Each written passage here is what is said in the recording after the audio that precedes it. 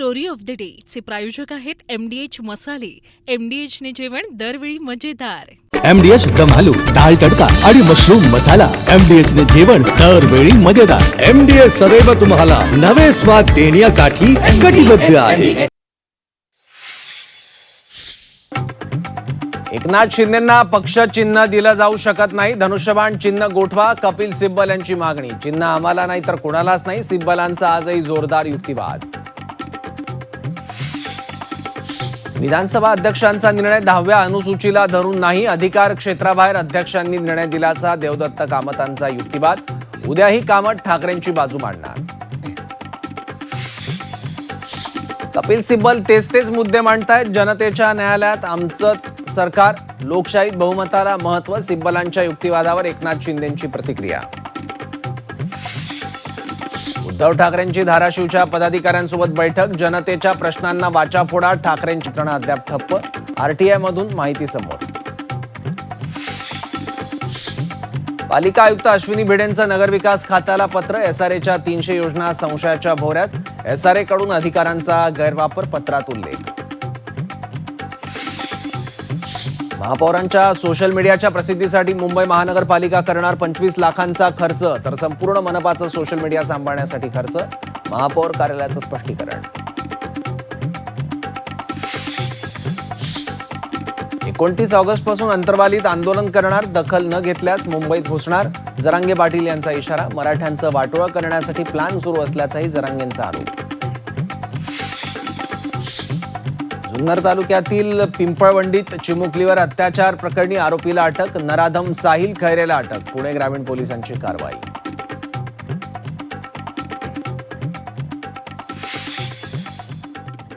नमस्कार, मी Saurabh Koratkar. Story of the day या आमच्या खास कार्यक्रमात आपलं स्वागत. दिवसभरात आज महत्त्वाच्या अनेक घडामोडी घडल्यात आणि त्यात सगळ्यात ठळक बाब म्हणजे आज सुप्रीम कोर्टात झालेली शिवसेनेबाबतची सुनावणी.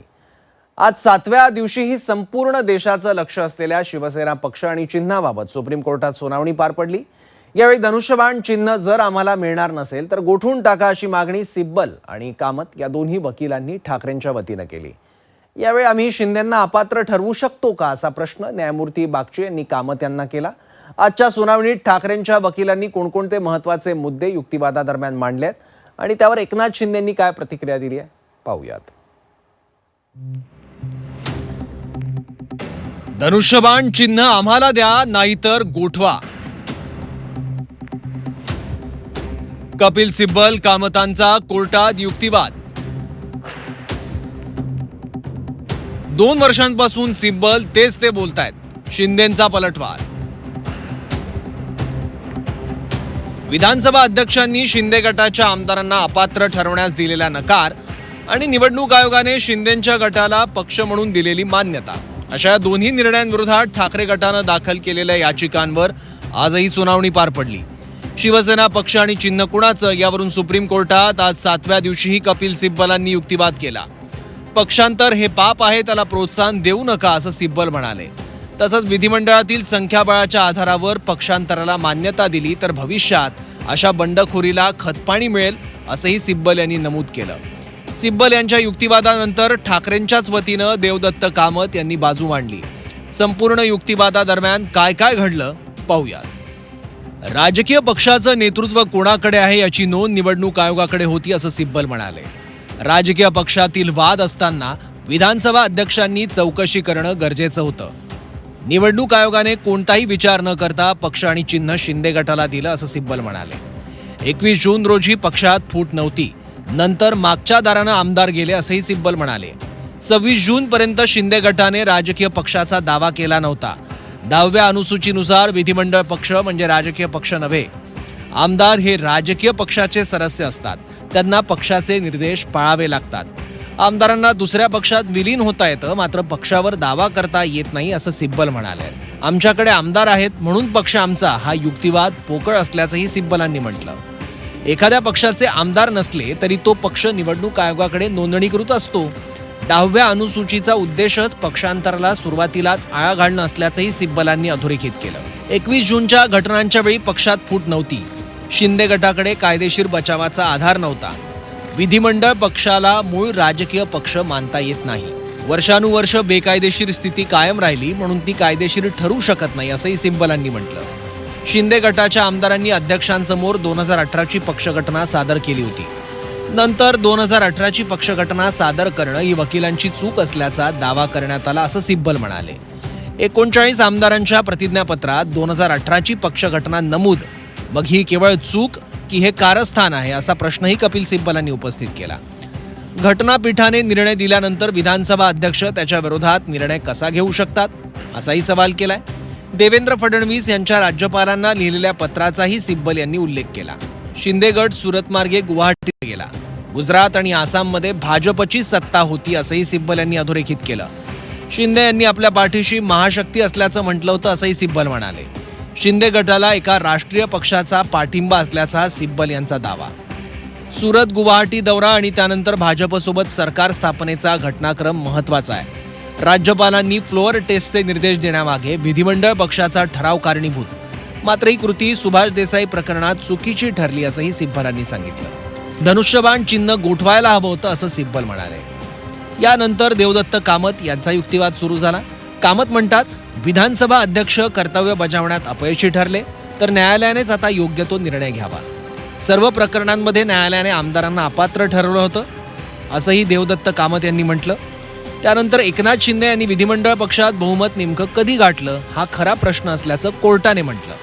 त्यावर विधिमंडळ पक्ष निवडणुकांसाठी उमेदवार देऊ शकत नाही हे सुभाष देसाई प्रकरणात स्पष्ट झाल्याचं कामत म्हणाले.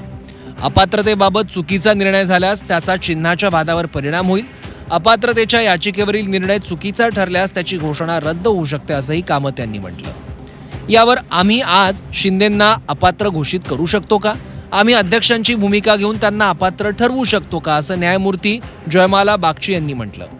यावर न्यायालयाने अपात्रतेचा अंतिम निकाल हा केवळ पूर्वलक्षी मान्यता असल्याचं आधी स्पष्ट केलं असं कामत यांनी अंडरलाईन केलं. अध्यक्षांचा आदेश अवैध किंवा विकृत असल्यास न्यायालयीन पुनर्विलोकनातून तो दुरुस्त करता येतो असंही कामत म्हणाले. यावर अध्यक्ष हे अर्धन्यायिक अधिकार वापरणारं प्राधिकरण आहे असं न्यायमूर्ती बागची यांनी म्हटलं. अध्यक्षांची भूमिका कायद्याच्या विरोधात असल्यास त्यांचा आदेश रद्द करण्यास न्यायालयाला संकोच नाही. आम्हाला सर्टिओरारीचा आदेश जारी करण्यास कोणताही संकोच वाटत नाही असं न्यायमूर्ती जयमाला बागची यांनी म्हटलं. शिस्तभंगाच्या कारवाईचा विचार करा. आपण शिक्षा रद्द करू शकतो पण शिक्षा लादू शकतो का असा प्रश्न न्यायमूर्ती बागची यांनी विचारला. त्याचबरोबर शिंदे यांच्याकडे विधानसभेत बहुमत होतं यावर वाद नाही. प्रश्न एवढाच, बहुमत मिळवताना ते पक्षाचे सदस्य होते का असेही न्यायमूर्ती बागची यांनी म्हटलं. अध्यक्षांचा निर्णय चुकीचा असल्याचं ठरल्यास न्यायालयाकडून दिलासाही मिळू शकतो असं देवदत्त कामत म्हणाले. त्यावर न्यायालय अध्यक्षांची भूमिका घेऊन अपात्रतेचा निर्णय देऊ शकतं का असं न्यायमूर्ती बागची म्हणाले. तर बचावाचा मुद्दा केवळ प्रथमदर्शनी निष्कर्षापुरता मर्यादित नसू शकतो. 2018ची घटना अधिकृतपणे नोंदवली गेली होती का यासह इतर प्रश्नांचा संपूर्ण न्याय निर्णयात विचार होऊ शकतो असं कामत म्हणाले. मात्र प्रथमदर्शनी निष्कर्षाच्या टप्प्यावर या सर्व बाबींचा विचार करणं अध्यक्षांच्या अधिकार क्षेत्राबाहेरचं आहे असं कामत म्हणाले. त्यामुळे आधी निवडणूक आयोग आणि आता विधानसभा अध्यक्ष असं दोघांनीही मर्यादा आणि अधिकारांचं उल्लंघन करत एकतर्फी निर्णय दिल्याचा आरोप सिब्बल आणि कामत यांनी केला. त्यानंतर या युक्तिवादाबाबत उपमुख्यमंत्री एकनाथ शिंदेंनीही प्रतिक्रिया दिली आहे. कपिल सिब्बल गेल्या 2 वर्षांपासून तोच तो युक्तिवाद करत असून महाराष्ट्राच्या जनतेनं आम्हाला स्वीकारल्याचं शिंदे म्हणाले. आप अगर गौर करें तो जब पिछले समय जब पहले समय 2 साल पहले जब सुनवाई हो रही थी यही मुद्दे वो सिब्बल साहब बोल रहे थे. अभी उसी का रिपीटेशन इस बार भी हो रहा है. आप गौर करेंगे तो आपको पता चलेगा. न्याय प्रविष्ट बात है और इसलिए मैं उस पर टिप्पणी नहीं करना चाहता हूँ. लेकिन मैं ये कहूँगा कि लोकशाही में, डेमोक्रेसी में मेजॉरिटी को अहम महत्व है. और जो सरकार वहाँ जब 2022 में बनी उसे इस महाराष्ट्र की जनता ने भी स्वीकार कर लिया. महाराष्ट्र जनता ने आशीर्वाद भी दिया. फिर से दोबारा सरकार भी आ गई लैंडस्लाइड मैंडेट लेकर. इसलिए लोगों को समझना चाहिए जनता की अदालत में इतने काफी मेजॉरिटी से सरकार आना ये महाराष्ट्र के इतिहास में पहली बार. आजच्या युक्तिवादानंतर धनुष्यबाण चिन्ह जर आम्हाला मिळणार नसेल तर ते कोणत्याही गटाला न देता गोठवावं अशी मागणी अरविंद सावंतांनी केली आहे. तर संपूर्ण पक्ष आमच्यासोबत असून बाळासाहेबांचं चिन्ह गोठवण्याची मागणी ठाकरे कशी करू शकतात असा सवाल शिवसेनेच्या राजू वाघमारेंनी केलाय. हा प्रश्न विचारला गेला की आम्ही आज आम्ही अपात्र ठरवू आमदारांना करू शकतो का, अशा आशयाचा कारण प्रश्न सांगितलं देत की होते त्यांनी आता की करू शकतो, ज्याला आपण म्हणूया की त्या काळामध्ये ते अपात्र झाले असं त्याला आपण इंटरव्ह्यूला म्हणून समजून घेणं म्हणतो ना आपण, त्या समजा ते अध्यक्षांचा झाले. अधिकार आहे, परिणाम असं आहे, चिन्हावरती होईल. असा अधिकार न्यायालयाला आहे. हेच माननीय देवदत्त कामत शेवटच्या ज्या अर्धा तासामध्ये सातत्याने सांगत होते, यांना डिस्क्वालिफाय करता येतं. काळ जरी झालं तर डिस्क्वालिफाय झालं तर पुढचा सगळे जे प्रश्न आहेत त्याचे सगळ्याचं सोल्युशन निराकरण होतं. अरे तुम्हाला चिन्ह मिळालेलं नाही त्याचं कारण असं आहे की एकनाथ शिंदे साहेबांकडे लेजिस्लेटिव्हचा पण पूर्ण सपोर्ट आहे, आमदार पण आमच्याकडे आहेत, खासदार पण आमच्याकडे आहेत आणि रस्त्यावरचा कार्यकर्ता, पदाधिकारी, शाखा प्रमुखापासून सगळ्यात जास्त मेजॉरिटी आमच्याकडे आहे. आणि म्हणून धनुष्यबाण जी निशाणी हिंदू हृदय सम्राट शिवसेना प्रमुखांनी ती निशाणी घेतलेली धनुष्यबाण, ती धनुष्यबाण आम्हाला मिळाली. पण यांची भूमिका बघा, म्हणजे किती नतद्रष्ट आहेत हे लोक, की ती निशाणी एक वेळ गाडली तरी चालेल, तिला त्या निशाणीला संपून टाका, पण ती निशाणी जिवंत ठेवू नका. अरे पण ती बाळासाहेबांची निशाणी आहे, हिंदू हृदय सम्राट बाळासाहेबांनी दिलेली निशाणी. काल सुनावणी दरम्यान विधानसभा अध्यक्ष राहुल नार्वेकरांच्या भूमिकेवरून सिब्बलांनी काही प्रश्न उपस्थित केले होते. त्यावर नार्वेकरांनीही नियमानुसार शाश्वत निर्णय घेतले अशी प्रतिक्रिया दिली होती. पण आज सुद्धा नार्वेकरांच्या भूमिकेवर युक्तिवादादरम्यान सवाल उपस्थित करण्यात आले आहेत. जी प्रक्रिया नंतर विधानसभेच्या अध्यक्षांनी केली त्याबद्दलचे खूप मोठे आक्षेप आज नोंदवण्यात आले. हे अत्यंत महत्त्वाचे आहे, कारण की परवाच काहीतरी राहुल नार्वेकर विधानसभा अध्यक्ष यांनी असं वक्तव्य केलं की त्यांनी दिलेला निर्णय शाश्वत आहे आणि तो निर्णय सगळं कायद्याचा विचार करून दिलेला आहे. तसं मुळीच नाही आहे. राहुल नार्वेकर यांनी दिलेला निर्णय पूर्णपणे बेकायदेशीर आहे, घटनाबाह्य आहे, शाश्वत वगैरे तर मुळीच नाही. तो कचऱ्याच्या पेटीत टाकण्यासारखा निर्णय आहे. ठाकरे गटाच्या दोन्ही वकिलांचा युक्तिवाद आज पूर्ण झालाय. या प्रकरणाची सुनावणी उद्या पुन्हा होणार आहे. उद्या एकनाथ शिंदेंच्या बाजूने त्यांचे वकील बाजू मांडतील. त्यामुळे शिंदेंचे वकील या सर्व आरोपांबाबत शिंदेंचा कसा कायदेशीर बचाव करतात आणि सिब्बलांच्या युक्तिवादाचा कसा प्रतिवाद करतात हे उद्या कळेलच. ब्युरो रिपोर्ट, झी 24 तास. शिवसेना पक्ष आणि चिन्हाच्या 7 दिवसांच्या सुनावणीत नवीन माहिती समोर आली आहे. यात कपिल सिब्बलांनी केलेल्या एका दाव्यानुसार उद्धव ठाकरे हे शिंदेंच्या शिवसेनेचेही प्रमुख असल्याचा युक्तिवाद करण्यात आला. सिब्बलांनी कागदपत्र सादर करत केलेला हा दावा खोडून काढण्याचं आव्हान आता शिंदेंसमोर निर्माण झालंय. पाहूयात.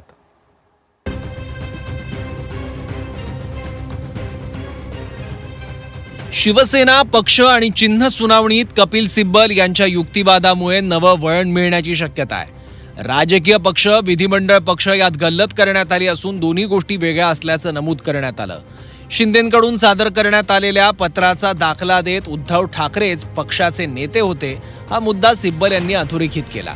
उद्धव ठाकरेंना पदावरून काढण्यात आलेलं नाही, त्यामुळे उद्धव ठाकरेच दोन्ही शिवसेनेचे प्रमुख आहेत का असा प्रश्न उपस्थित होतोय. याच संदर्भात झी 24 तासचे मुख्य संपादक कमलेश सुतार यांनी विशेष चर्चा घडवून आणली. यावेळी कायदेतज्ञ असीम सरवदे यांनीही शिंदेंकडून दाखल कागदपत्रांचा दाखला देत ठाकरेंना पक्षातून काढलंय असं कुठेच नमूद नाही हे सांगितलं. तसंच उद्धव ठाकरेंना मानद पक्षप्रमुख असं पद देण्यात आलंय असाही दावा सरवदेंनी यावेळी केला. Executed by chairman of the राष्ट्रीय कार्यकारिणी, ऑल्सो नोन ॲज मुख्य नेता. आणि पुढचं पहा गमतीशीर आहे. द टायटल ऑफ शिवसेना पक्षप्रमुख will remain with Shri Uddhav Thackeray till he desires but will be an honorary post असं म्हटलेलं आहे. मग आता याचा अर्थ काय झाला की शिवसेना जी मूळ आहे त्याचे शिवसेना पक्षप्रमुख उद्धव ठाकरे आहेत आणि एकनाथ शिंदेंच्या सुद्धा पक्षाचे ऑनररी शिवसेना पक्षप्रमुख हे उद्धव ठाकरेच आहेत. कारण की त्याच्यात त्यांनी म्हटलं की अंटिल ही डिझायर्स असता. उद्धव ठाकरेंनी कधी ते डिनाय केलेलं नाही किंवा एकनाथ शिंदेंनी पण हे आम्ही केलेलं आहे ते आम्ही डिनाय करतो असं म्हटलं नाही. या चर्चेत उपस्थित असलेले शिवसेनेचे प्रवक्ते राजू वाघमारे यांनी मात्र उद्धव ठाकरेंची आम्ही हकालपट्टी केली असा दावा केला. Resolution put forth for the member, it was discussed that Uddhav Thackeray has made many illegal appointments in the past 2 to 3 years, as these posts and appointments are both against the constitution and the spirit of inner party democracy. This is illegal appointment, need to be scrapped. It is further resolved that all appointments made by Shri Uddhav Thackeray in the capacity of Paksha Pramukh or otherwise is contravention with the party constitution shall be considered cancelled. हे आम्ही केलंय ना. दरम्यान या चर्चेत बोलताना आतापर्यंत शिंदेच्या शिवसेनेकडून उद्धव ठाकरे आणि आदित्य ठाकरेंवर अपात्रतेची कारवाई झाली नसल्याचंही असीम सरोदेंनी स्पष्ट केलं. शिवसेना पक्षप्रमुख या पदावर कुणीच नाही. एकनाथ शिंदेंनी मुख्य नेता हे स्वतःसाठी पद तयार केलं आणि त्या पदावर ते जाऊन बसले. त्यांनी शिवसेना पक्षप्रमुख हे पद कुठेच आता नवीन त्यांच्या संरचनेमध्ये ठेवलेलं नाही असं त्यांचं मत आहे. ते सगळ्या ठिकाणी म्हणजे निवडणूक आयोग, विधानसभा, सुप्रीम कोर्ट सगळीकडे त्यांनी मांडलेलं आहे. मुख्य नेते ते आहेत असं त्यांचं म्हणणं आहे. आणि त्यामुळे शिवसेना पक्षप्रमुख हे पद अजूनही उद्धव बाळासाहेब ठाकरे यांच्याकडेच आहे. आणि त्यांनी जे स्वतःच पत्र तयार केलं, मी आता जे दाखवलं त्याच्यामध्ये त्यांनीच म्हटलेलं आहे की ते पद आम्ही फक्त अधिकार काढून घेऊन ते पद कायम ठेवतो आहे. उद्धव बाळासाहेब ठाकरे यांच्याकडेच ते पद आहे. त्यामुळेच ते दोन्ही पक्षाचे प्रमुख आहेत. त्यांनी पक्ष सोडला नाही. आणि एकनाथ शिंदेंनी कधी उद्धव बाळासाहेब ठाकरे आणि आदित्य ठाकरे यांच्यावर अपात्रतेची कोणती कारवाई केली नाही, नोटीस पाठवली नाही, काहीच केलेलं नाही आहे. शिवसेनेच्या निवडणूक चिन्हाच्या वादावरील सर्वोच्च न्यायालयाच्या सुनावणीवर उपमुख्यमंत्री एकनाथ शिंदेंनीही प्रतिक्रिया दिली. सध्या सुनावणी सुरू असल्यानं त्यावर भाष्य करणं मला योग्य वाटत नाही म्हणत त्यांनी कपिल सिब्बलांच्या युक्तिवादावर बोलणं टाळलं. तर कपिल सिब्बल तेच ते बोलत असल्याचं सांगत प्रताप सरनाईकांनी त्यांचा दावा खोडला जाईल अशी प्रतिक्रिया दिली. न्याय प्रविष्ट बात है और इसलिए मैं उस पर टिप्पणी नहीं करना चाहता हूँ, लेकिन मैं ये कहूँगा कि लोकशाही में, डेमोक्रेसी में मेजॉरिटी को अहम महत्व है. और जो सरकार वहाँ जब 2022 में बनी उसे इस महाराष्ट्र की जनता ने भी स्वीकार कर लिया. महाराष्ट्र जनता ने आशीर्वाद भी दिया. गेल्या अनेक दिवसापासून मी बघतोय कपिल सिब्बल तेच ते म्हणजे गेल्या आठवड्या 8-10 दिवसामध्ये जे त्यांचं बोलणं चाललेलं आहे, मला तरी म्हणजे कोर्ट बसलेलं असताना ते 2 तास त्याच संदर्भात वारंवार चर्चा करतात. ठीक आहे, मला असं वाटतं आज कदाचित त्यांचं जे म्हणणं आहे ते मांडतील. आज शेवटचा दिवस कदाचित असेल. आम्हाला जेव्हा आमची संधी मिळेल आमचं म्हणणं मांडण्याची, आमची भूमिका आम्ही त्यावेळेस आमचे वकील स्पष्ट करतील. शिवसेना पक्ष आणि चिन्हाच्या सुनावणीत बुधवारी कपिल सिब्बल यांचा युक्तिवाद संपलाय. पण सिब्बलांनी त्यांच्या युक्तिवादात मांडलेल्या मुद्द्यांमुळे शिंदेच्या शिवसेनेवरचा दबाव वाढलाय. त्यामुळे आता शिंदेचे वकील सिब्बलांचे हे दावे कसे खोडून काढतात याकडे दोन्ही शिवसेनेसह देशाचंही लक्ष लागलंय. ब्युरो रिपोर्ट, C24 तास. बारामती म्हणजे पवार कुटुंब आणि पवार कुटुंब म्हणजे बारामती असं एक नातं मागील अनेक दशकांपासून पाहायला मिळत आहे. विकास असावा तर तो बारामतीसारखा असं अभिमानाने म्हटलं जात होतं. मात्र आता बारामतीकरांनी पवार कुटुंबाला एक पत्र लिहित जरा बारामतीकडे लक्ष देण्याची विनंती केली आहे. अजितदादा गेल्यापासून बारामती पोरकी झाल्याचाही उल्लेख पत्रात करण्यात आलाय. पाहूयात. बारामती आणि पवार कुटुंबाचं एक वेगळं नातं आहे. पवार कुटुंबाशिवाय बारामतीचं राजकारण पूर्ण होत नाही. मागील अनेक दशकांपासून बारामतीच्या राजकारणावर पवार कुटुंबाची पकड राहिलेली आहे. शरद पवार, अजित पवार यांनी बारामतीला विकासाच्या बाबतीमध्ये एका वेगळ्याच उंचीवर नेऊन ठेवलंय. राज्यातील नेते बारामतीसारखा विकास करू अशी आश्वासन आपल्या मतदारसंघात देताना आपण अनेकदा पाहिलंय. मात्र अजित पवारांच्या निधनानंतर बारामती पोरकी झाली अशी भावना आता बारामतीकरांनी व्यक्त केली आहे. बारामतीकरांनी पवार कुटुंबाला एक खुलं पत्र लिहित जरा बारामतीकडे लक्ष देण्याची विनंती केली. आदरणीय पवार साहेब, आदरणीय सुनेत्रा वहिनी, आदरणीय सुप्रियाताई, पार्थ दादा, जय दादा, जरा बारामतीकडे लक्ष द्या ही नम्र विनंती. दादांच्या आकस्मिक निधनामुळे बारामती खऱ्या अर्थाने पोरकी झाली आहे. आज बारामतीतील सामान्य नागरिक अनेक प्रश्नांना सामोरे जात आहेत. नगर परिषदेचा कारभार अत्यंत समाधानकारक पद्धतीनं सुरू असल्याची नागरिकांमध्ये भावना आहे. एखादा हुकुमशहा ज्या पद्धतीनं सत्ता चालवतो त्याच पद्धतीनं नगरपालिकेचा कारभार चालवला जात असल्याचं चित्र दिसतंय. बारामतीमध्ये गुन्हेगारी वाढतीये, नागरिकांच्या मनात असुरक्षिततेची भावना निर्माण होतीये आणि सर्व काही एका व्यक्तीच्या नियंत्रणात असल्यासारखा एक कलमी कार्यक्रम सुरू असल्याची चर्चा आहे. बारामती ही केवळ एक राजकीय जागा नाही, ती शरद पवार साहेब आणि पवार कुटुंबियांनी वर्षानुवर्ष घडवलेली विश्वासाची भूमी आहे. म्हणूनच पवार कुटुंबातील सर्व मान्यवरांना विनंती आहे की बारामतीतील सामान्य जनतेच्या समस्या, नगर परिषदेचा कारभार आणि वाढती गुन्हेगारी आणि प्रशासनातील मनमानी याकडे गांभीर्यानं लक्ष द्यावं, जनतेचा आवाज ऐका, असा उल्लेख या पत्रातून करण्यात आलेला आहे. अजितदादांची कामाची पद्धत वेगळी होती, ते आठवड्यातून एक दिवस बारामतीमध्ये थांबायचे असे या पत्रानंतर रोहित पवारांनी म्हटलंय. तर विकास आघाडी सत्तेत गेल्याचं दादांच्या पक्षानं सांगितलं होतं, हाही मुद्दा यावेळेला रोहित पवार यांनी उपस्थित केला. तर दादांची स्टाईल वेगळी होती. आठवड्यातून एक दिवस बारामतीला ते असायचे, अधिकाऱ्यांवर वचक असायचा. एखादी चुकीची गोष्ट त्यांना घडती असं त्यांना कळलं, एका फोनवर ती अडचण तिथं सुटली जायची. पण मला जे आता तिथं कळतंय, शेतीच्या पाण्याचा प्रश्न असू द्या, हॉस्पिटलचा मुद्दा असू द्या, जी कामं आता सुरू आहेत ती वेळेवर होणं, त्याला निधी देणं, या सगळ्या अडचणी बारामतीकरांना तिथं सोसाव्या लागतात.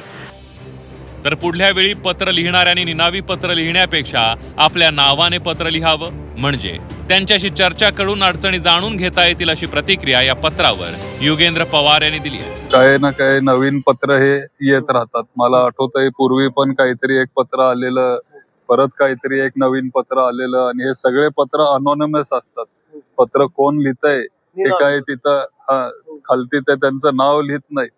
पुढच्या वेळेस तुमच्या माध्यमातून विनंती करतो मी त्यांना, जे हे पत्र लिहितात तुम्ही नाव तरी लिहा, म्हणजे चर्चा करता येईल, बोलता येईल, नक्की काय त्यांची अडचण आहे हे आम्हाला समजून घेता येईल.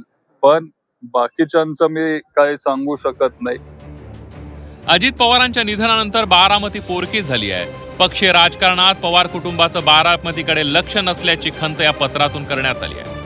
पवार कुटुंबातील एक पक्ष सत्तेत आहे तर दुसरा पक्ष विरोधात आहे. त्यामुळे आता बारामतीकरांच्या या खुल्या पत्रानंतर पवार कुटुंबातील हे दोन्ही पक्षांचे नेते बारामतीकरांच्या अडचणी समजून घेतात का, हे पाहणं महत्त्वाचं ठरणार आहे. ब्युरो रिपोर्ट, झी 24 तास.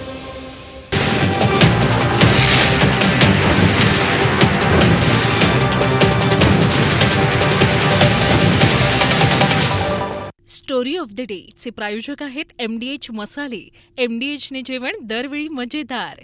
MDH दम आलू, डाळ तडका आणि मशरूम मसाला. MDH ने जेवण दरवेळी मजेदार. MDH सदैव तुम्हाला नवे स्वाद देण्यासाठी कटिबद्ध आहे.